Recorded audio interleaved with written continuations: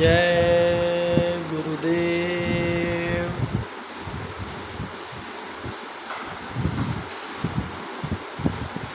महात्माओं के वचन बचने और बचाने के लिए होते हैं। जिन्होंने उनका मार्गदर्शन लिया, उनकी अमृत वाणी को जिन्होंने अमल में किया, उन्हें उसका ज्ञान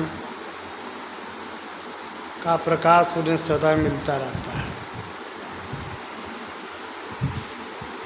हम किसी के बारे में कुछ सोचें, कुछ कहें, इसके पहले हमको उस पर पूरा विचार करना चाहिए। किसी को निर्णय लेने से पहले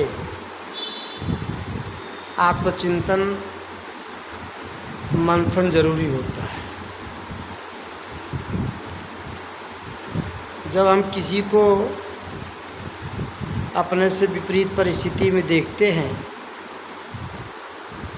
तो उसके ऊपर तरह तरह की बातें विचार करने लगते हैं।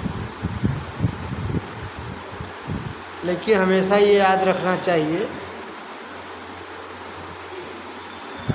कि जो व्यक्ति जिसके बारे में हम कुछ सोच रहे हैं, समझ रहे हैं, कहीं ऐसा तो नहीं कि उस प्रकार की प्रवृत्ति, उस प्रकार का विचार हमारे अंदर खुद आता हो।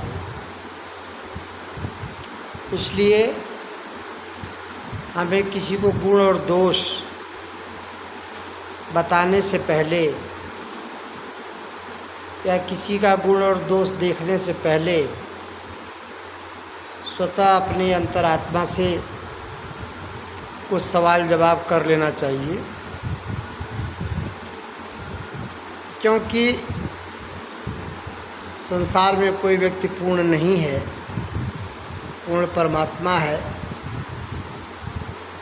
और किसी न किसी दृष्टिकोण से, किसी न किसी पहलू से कहीं न कहीं कोई कमियां हर किसी में होती है। वो अलग बात है कि उसमें प्रतिशत ज़्यादा है, हमें प्रतिशत कम है, या कुछ में हमारे में प्रतिशत ज़्यादा है, उसके में कम है। हमेशा इस बात का हमें ध्यान रखना चाहिए कि जो करें, जो कहें और जो सुने, उसमें वास्तविकता या जो उसका मूल तत्व है, जो तथ्य है मूल, वो कितना आधारित है और कितना सच है, कितना उसमें बनावट है, कितना उस पर हमको अमल करना चाहिए, इसकी जानकारी रखना बहुत ही आवश्यक होता है। इसीलिए महात्माओं की वाणी को जब जीवन में बराबर दोहराया जाता है तो उससे व्यक्ति को अपने अंदर के जो विकार होते हैं उसको साफ करने में मदद मिलता है। इसी के क्रम में साहेब कबीरदास जी महाराज की एक वाणी याद आती है कि बुरा जो देखन मैं चला तो बुरा न मिलिया कोई, और जो दिल खोजूँ अपना मुझसा बुरा न होए। इस संदर्भ में निवेदन हमने आपसे किया कि हम स्वतः पहले अपने को देखें, तब दूसरे पे कोई विचार करें। इसी पवित्र भावना के साथ आपके जीवन की मंगल कामना करते हुए परमात्मा से प्रार्थना करते हैं कि आप सदैव स्वस्थ रहें, मस्त रहें और हमेशा आपका दृष्टिकोण पवित्र हो।